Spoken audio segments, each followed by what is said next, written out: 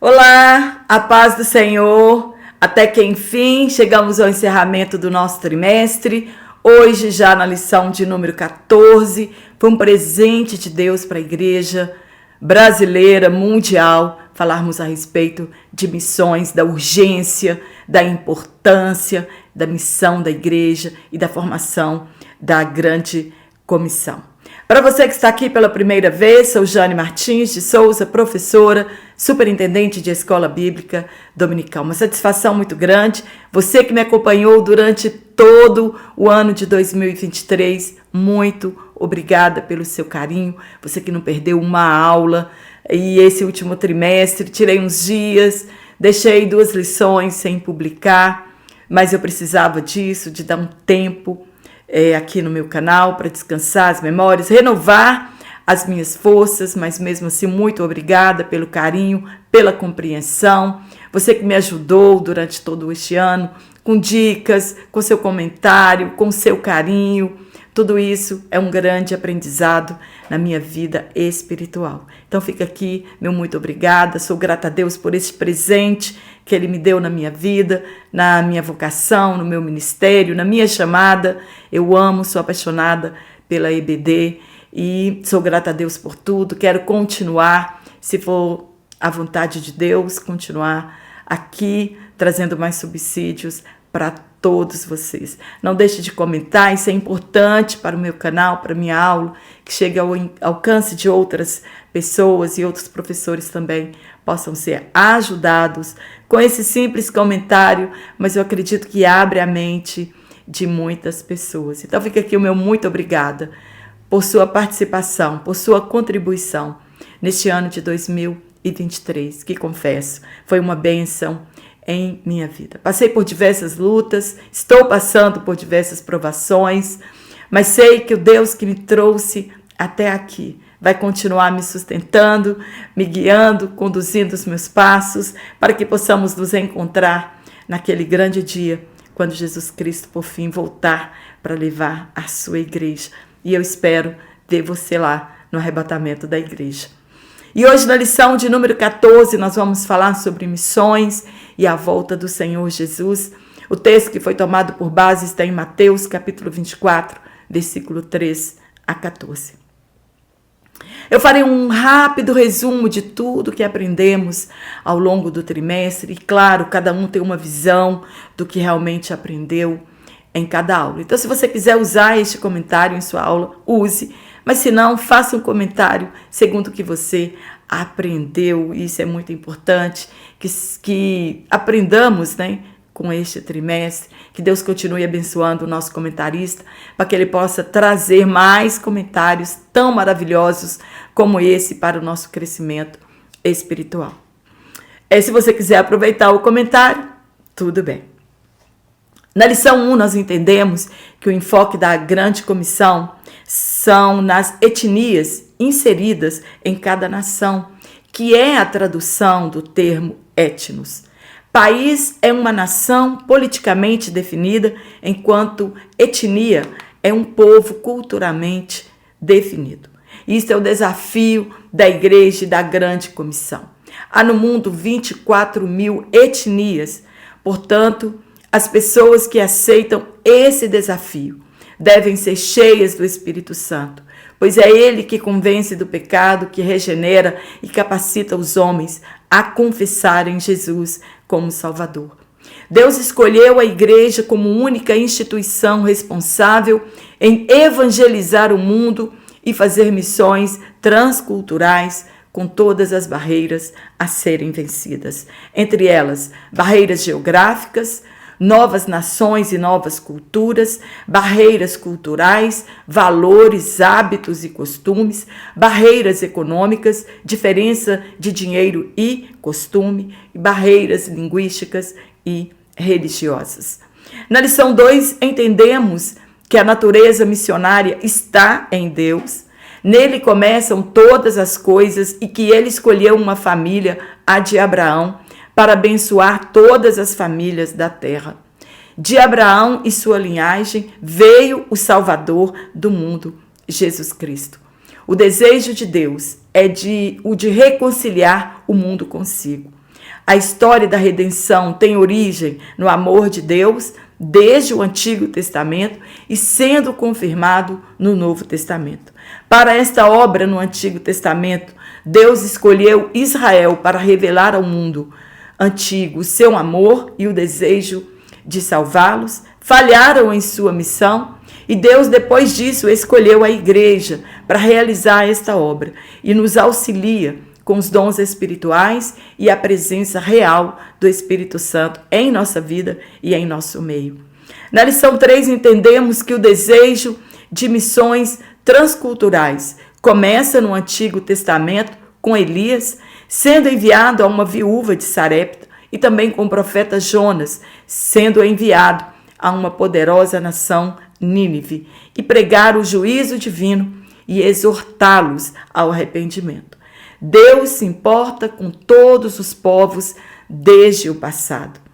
Na lição 4, aprendemos que o desejo inicial de Deus sempre foi o de alcançar todos os povos. E isso também aconteceu no Novo Testamento com a igreja do século I. Foi necessário levantar uma perseguição tal qual foram espalhados e levaram a semente do evangelho a outros povos. Filipe, Pedro, Paulo e tantos outros, e chegaram até os nossos dias a mensagem do evangelho. Na lição 5, aprendemos que somos evangélicos e pentecostais ao mesmo tempo. Evangélicos porque temos o compromisso com o novo nascimento, cremos na autoridade bíblica e o apelo de anunciar o evangelho aos outros, e que a salvação é pela fé. E somos pentecostais porque cremos na experiência do Espírito Santo que ocorreu no cenáculo com os apóstolos no dia de Pentecostes, que a prioridade da igreja é o evangelismo sob a dependência do Espírito Santo, e é o Espírito Santo que escolhe, capacita e envia missionários. Na lição 6, aprendemos o tripé da obra missionária: orar, contribuir e evangelizar, e que todos, sem exceção, têm a obrigação de fazer. Na lição 7, aprendemos que a igreja tem responsabilidade total com o missionário e a sua família, que eles devem ser assistidos integralmente no campo e quando regressam também da obra missionária. Devem ser supridas todas as suas necessidades para que seja aliviado o fardo da obra missionária. Na lição 8, aprendemos que a missão transcultural, que os enviados usam a sua profissão para adentrarem dentro dos países em que o evangelho é restrito ou totalmente proibido.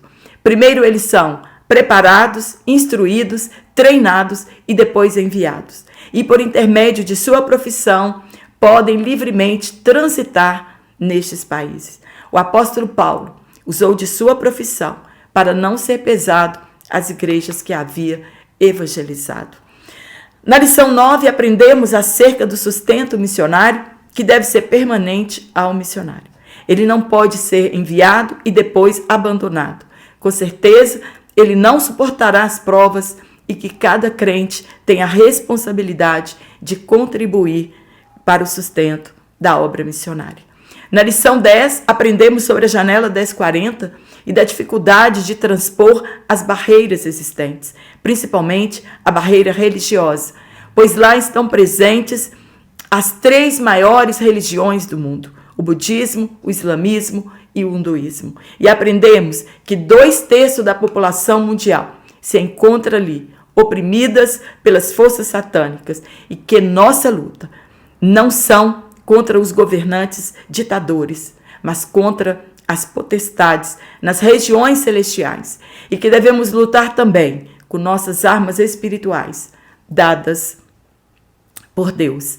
Na lição 11, aprendemos que a obra missionária e o alcance dos pecadores tem um preço a se pagar, e o preço é a perseguição, e com ela vem o ônus, viver ou morrer pela causa de Deus, missões. Estevão foi o primeiro mártir da história da igreja, e a sua morte desencadeou uma perseguição sanguinária contra os cristãos primitivos. Porém, isso não o silenciou e muito menos parou a igreja. A perseguição da igreja levou o evangelho além das fronteiras e a igreja da Antioquia foi formada e se transformou em um celeiro missionário. Paulo é fruto desta igreja e também outros missionários. E hoje não é diferente.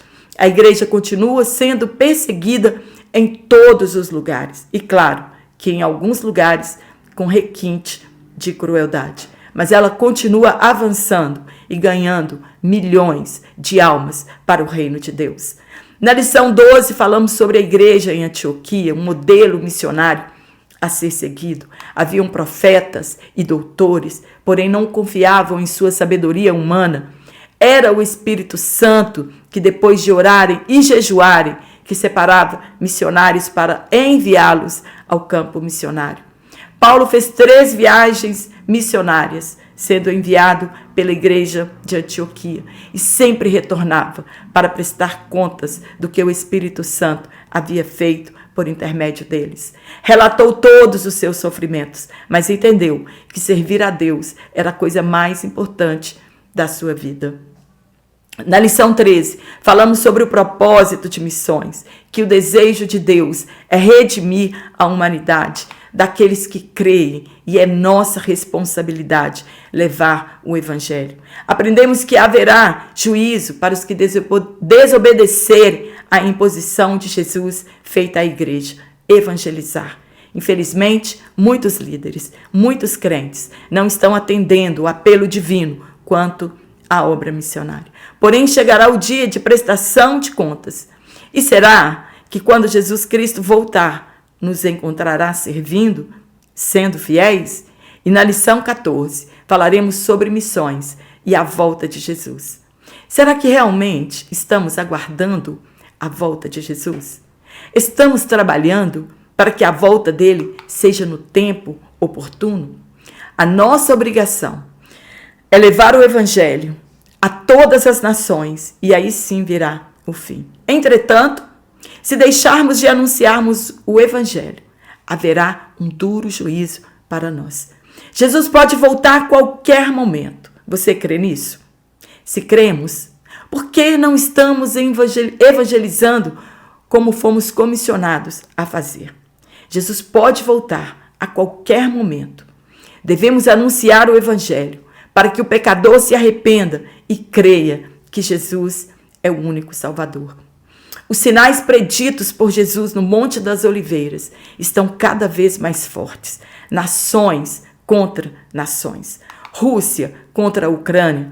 Os palestinos contra Israel. E agora Venezuela tentando invadir a Guiana, querendo reivindicar um território para exploração do petróleo. E os Estados Unidos já manifestou apoio à Guiana ou Guiana. Quantos terremotos em escalas altas, água cobrindo cidades, cidades afundando, fogo devastando as matas naturais. O pecado da humanidade está revelando os sinais preditos por Jesus. Vamos ficar inertes, assistindo o espetáculo de horrores e não evangelizaremos? Não faremos nenhuma ação para avançar com o reino de Deus? O aumento da perseguição contra o povo de Deus, devemos avançar com a evangelização. Você sabe a diferença entre urgência e emergência? O auxílio missiológico, ele discorre sobre isso e afirma que pregar o evangelho é emergência.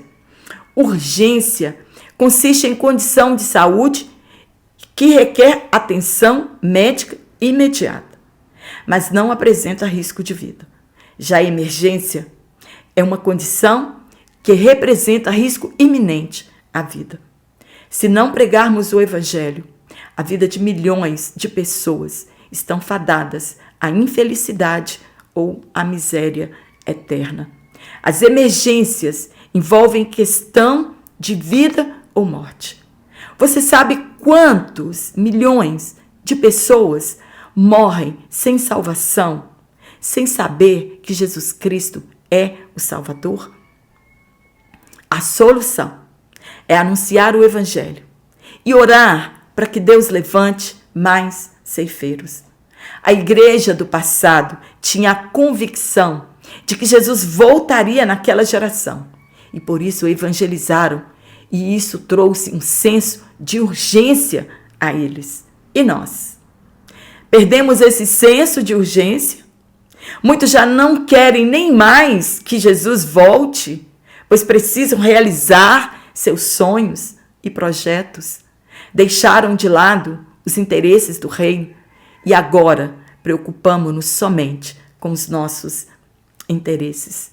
No tópico 1, vamos falar sobre alcançando o mundo até que Cristo volte. Ponto 1, entre aspas, e este evangelho do reino será pregado. Jesus afirmou que será pregado o evangelho em todo o mundo. Concluímos que mesmo que a igreja não queira cumprir a sua missão, ele levantará um povo que fará a obra da evangelização. Não tem outro jeito que não seja evangelizarmos. Evangelho significa boas novas e reino significa governo e reinado. Literalmente significa boas notícias do governo de Deus. É anunciar as boas notícias de Cristo e do seu governo sobre a vida do homem. É a mensagem do Novo Testamento a respeito do perdão, da nova vida em Jesus. É aceitar o senhorio de Cristo em nossa vida. Sua morte e ressurreição lhe deu poder sobre as nossas vidas e nos trouxe esperança. Ninguém sabe a que horas Jesus voltará, somente Deus. E enquanto isso, devemos evangelizar o mundo, pois Jesus voltará para buscar a igreja. Essa é a nossa esperança. Devemos nos consolar mutuamente com essa esperança da vinda de Jesus. Ou seremos ressuscitados ao soar da trombeta, ou seremos transformados depois da ressurreição dos mortos e nos encontraremos nos ares e seguiremos primeiro para o tribunal de Cristo e depois para as bodas do Cordeiro. No ponto 2, a urgência da tarefa. A colheita é grande e poucos são ceifeiros. Por isso devemos orar para que Deus levante mais ceifeiros. Em 2010, foi feita uma pesquisa e constatado que mais de 400 mil missionários foram enviados de todas as partes do mundo e que deste número, apenas 8% deles estão na janela 1040.